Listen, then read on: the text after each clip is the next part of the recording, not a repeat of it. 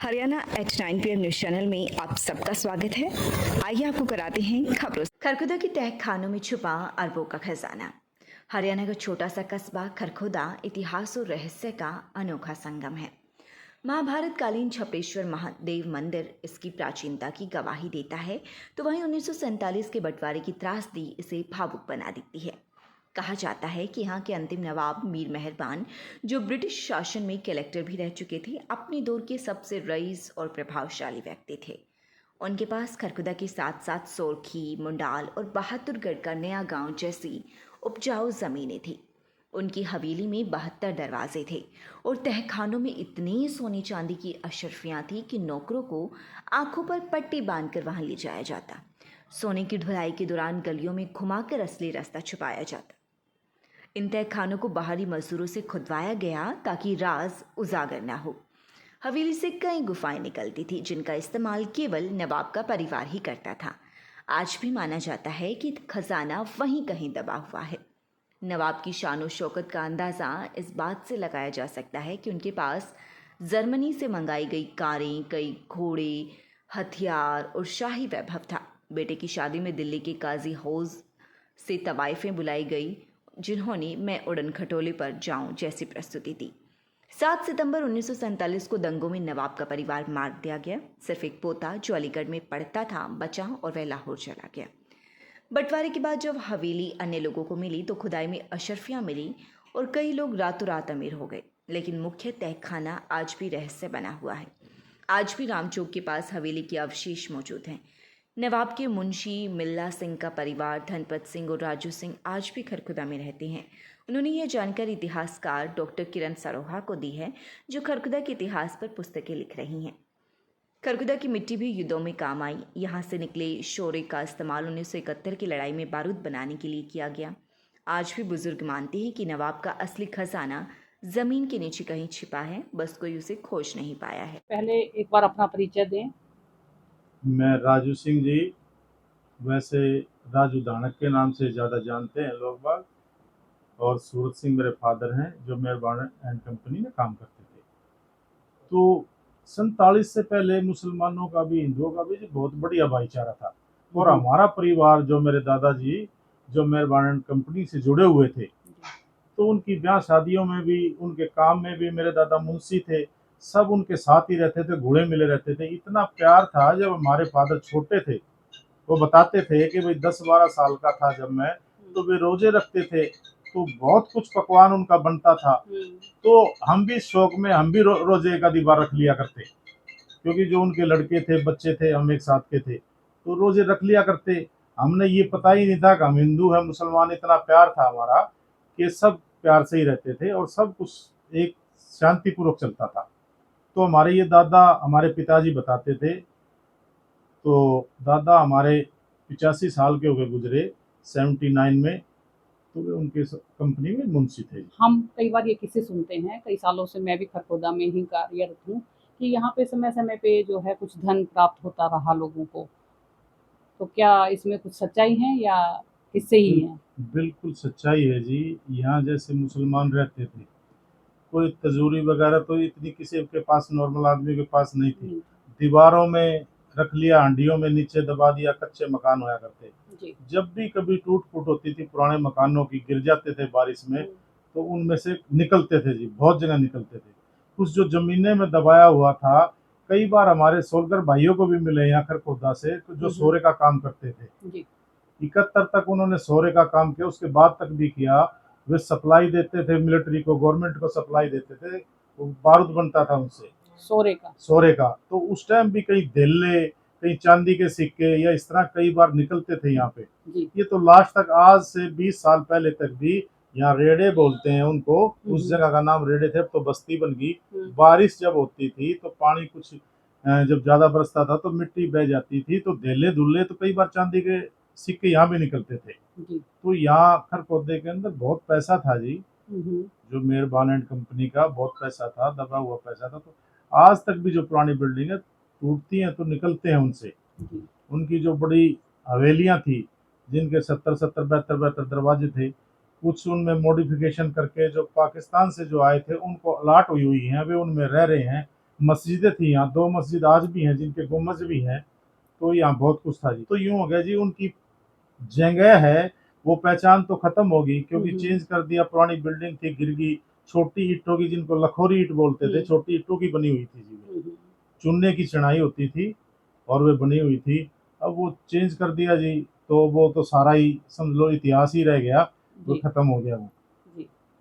तो सोरे का काम यहाँ पे कौन करते थे? ये सोरगर बिरादरी करती थी जी, जो दिन के टाइम मिट्टी को इकट्ठी करती थी और रात को उठा के वे उधर ले जाते थे और उससे वो क्यारी बनी हुई थी, उनमें पानी में उसको करके कई दिन तक, महीनों तक करके उसमें से सोरा, मिट्टी में से सोरा निकालते थे, सोरे से बारूद बनता था जो गवर्नमेंट को सप्लाई देते थे। रामचंद्र कुमार गोवाने का बड़ा ठेकेदार था, बहुत सी बार तो वो ले जाता था, बहुत सी बार और दूसरा ठेकेदार ले जाता था। तो यहाँ ये इनका जी जीविका थी, एक सोरगर बिरादरी की, गधों पे ढोते थे जी। बिस्मिल्लाह रहमान रहीम। मैं जो भी बात बताऊंगा खुदा से हाजिर नाजिर होकर के सच बताऊंगा। मैं श्री दलपत सिंह सन ऑफ श्री गोपीचंद, मेरे जो परिवार के आदमी थे मेहरबान कंपनी के सच्चे सिपाही थे। मेरे एक ताऊ जी, एक चाचा जी और मेरे पिताजी और मेरे दादाजी मेहरबान कंपनी के सच्चे सिपाही थे। मेहरबान जो है रिटायर्ड कलेक्टर था। उसके नाम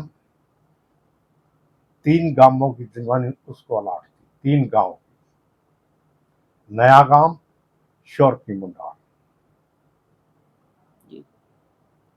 वो 2 भाई थे, मेहरबान और अयूब। उनका आपसी में जमीन का विवाद इंग्लैंड के अंदर चला हुआ था, जमीन का मुकदमा।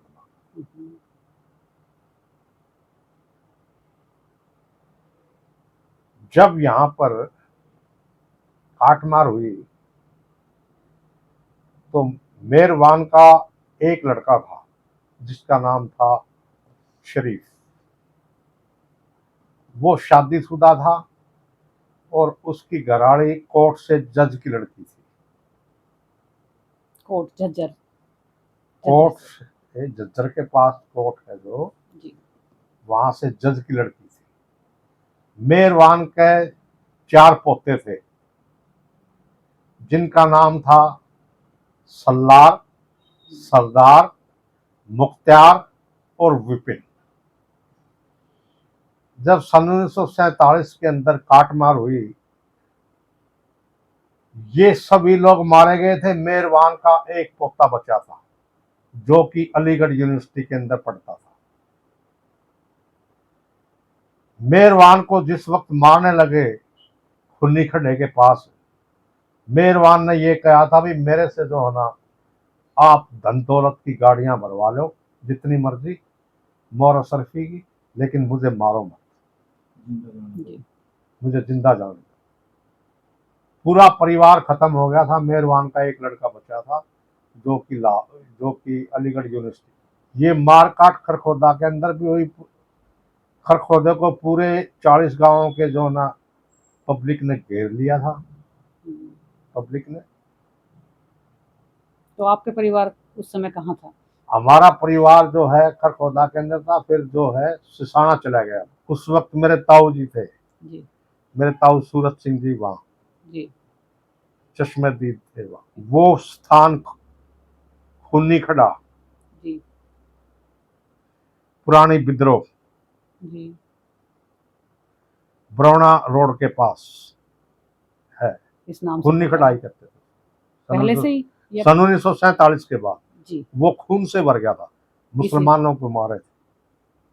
अच्छा। मुसलमान इतने मार दिए थे कि वो खून से भर, मारते जाते थे, फेंकते जाते। मेहरबान को पूरा पता था, सब पता था। वो उस वक्त का पढ़ा लिखा कलेक्टर रिटायर्ड था।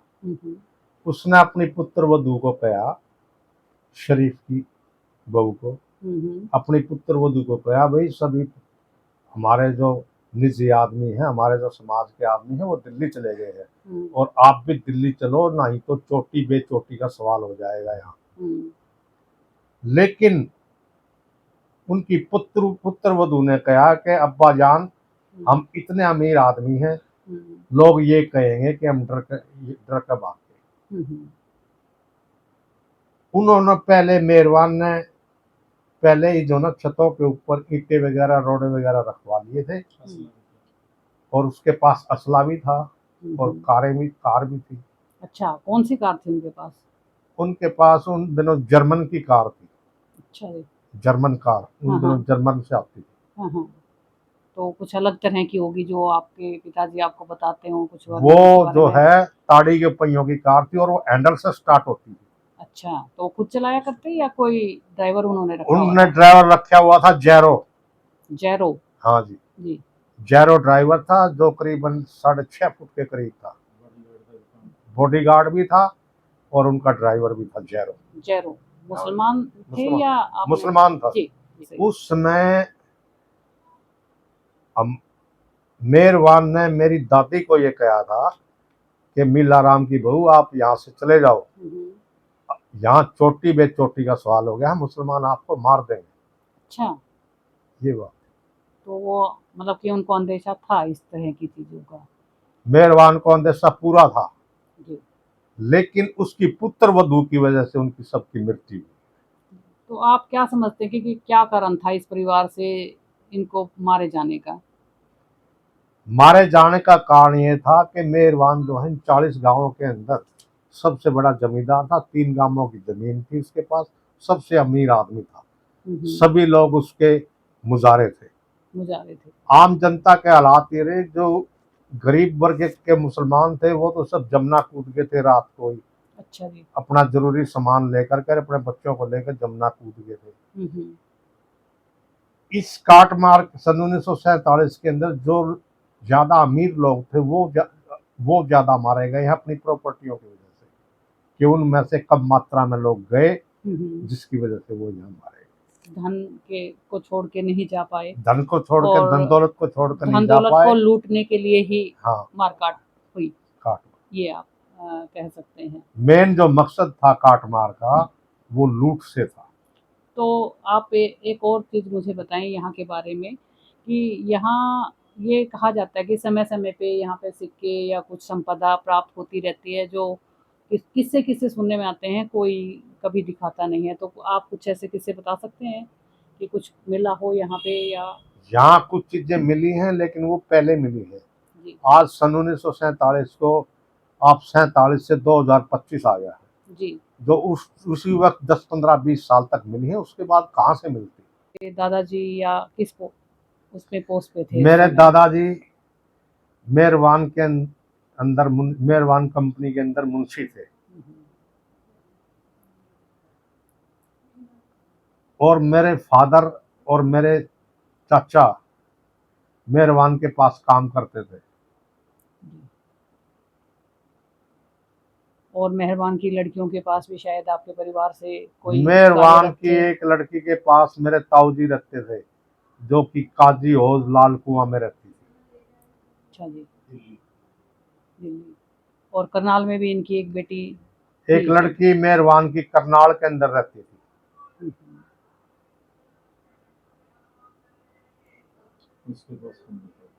उनके पास भी कोई खरखोदा से मेरे ख्याल से गए थे, एक किस्सा ऐसा भी कुछ सुनने उसके में आता है। मेरे दादा लगता था नाते में, हाँ जी। वो उसके पास रहता था। मेहरबान की लड़की के पास मेरा दादा भाने रहता था, दादा भाने। परिवार से, जी। परिवार में दादा लग। मैं अपने दादा के पास रहता था, जी। और वहीं पर मेरे ताऊ जी भी, चाचा जी भी, मेरे फादर भी, सभी इकट्ठे बैठते थे शाम के वक्त, और सभी प्रकार की बातें होती थी, क्योंकि वे मेहरबान कंपनी के अंदर सच्चे सिपाही थे, उसके वफादार नौकर थे।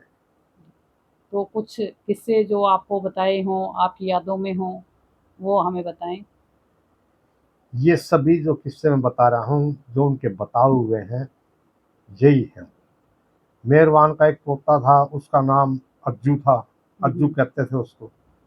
वो ऊंट को भगा करके और उसकी नाड़ का लटक जाता था, कई कई किलोमीटर तक नाड़ का लटकता हुआ चलता रहता था, भागता रहता मतलब वीर था। हाँ। निडर एक तरीके था। से। बस शरारती टाइप। शरारती, निडर जो भी। ऊंट ने भगा कर डंडे मार के जी। और भागते ऊंट की नाड़ का लटक जाता था। कोई 12-13 साल का था, हल्के शरीर का, लटका रहता ऊंट 10-12 किलो वजन में की मान। पक्के बाग के अंदर 8-10 किले में मेहरवान की बैठक थी, जी। जिसके अंदर पाई वाली नहर से दाना लाया हुआ था हम्म। कि वहां पर दाना हर वक्त चलता रहता था। जब भी नहर आती थी, मेहरबान की बैठक से पानी घूमता था और वापस चला जाता था। वहां पर मेहरबान ने 8-10 घोड़ियां रखी हुई थी। मेहरबान जब भी घूमने जाता था, घुड़सवारी करता था, घोड़ी भी जाता। हम्म। और घर उनका? घर उनका यहाँ जो है ना, पुराने राम चौक के पास है, जिसके 72 दरवाजे हैं। तो जो दादाजी आपके मुंशी थे, तो उनकी धन दौलत या उनके खजानों के बारे में कभी आपसे कोई जिक्र किया हो उन्होंने? उनके खजाने हैं, उनके खजाने ये यहाँ है, राम चौक के अंदर जो है अंडरग्राउंड है, तय खाने हैं, उनके खजाने यहाँ हैं। तो वो कितनी संपत्ति उनके पास रही होगी? उनके पास अब ये देख लो, मोर असरफियों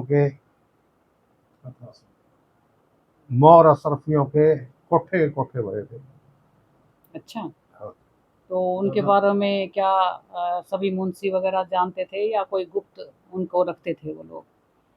वैसे उनसे जब भी इसलिए जानते थे कि उनको जब भी काम करवाते थे, उनसे करवाते थे तो उनकी आंखों को पट्टी बांध के ले जाते थे। उनके निजी आदमी, उनके घर के आदमी, परिवार के आदमी मजदूरों की आंखों को पट्टी बांध कर ले जाते थे ताकि उसको पता न लगे। तय खाने के अंदर ले जाते थे और काम करवा करके पट्टी बंदे बंदे वापस बाहर छोड़ देते थे किसी और जगह, ताकि उसको पता न लगे मैं कहाँ गया था, क्या।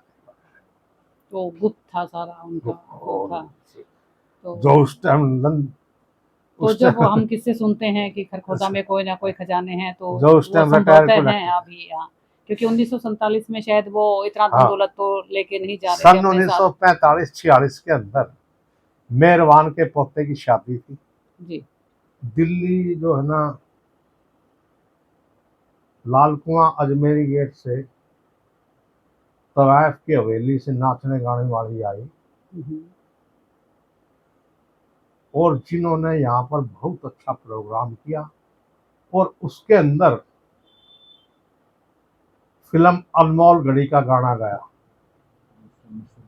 मैं उड़न खटोले के साथ उड़ जाऊं रे तेरे हाथ ना हो। ये गाना मेरे फादर ने अपनी आंखों से, ये प्रोग्राम सारा मेरे फादर ने अपनी आंखों से देखा।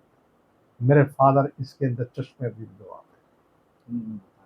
उन्होंने आपको सुनाए हैं ये? उन्होंने मेरे को बताया। जी। आपके शहर खरखुदा में दिल्ली रोड पर खुला पिज्ज़ा गैलरिया हर तरह की family, company, mini party, meeting के लिए AC 60 world class sitting capacity.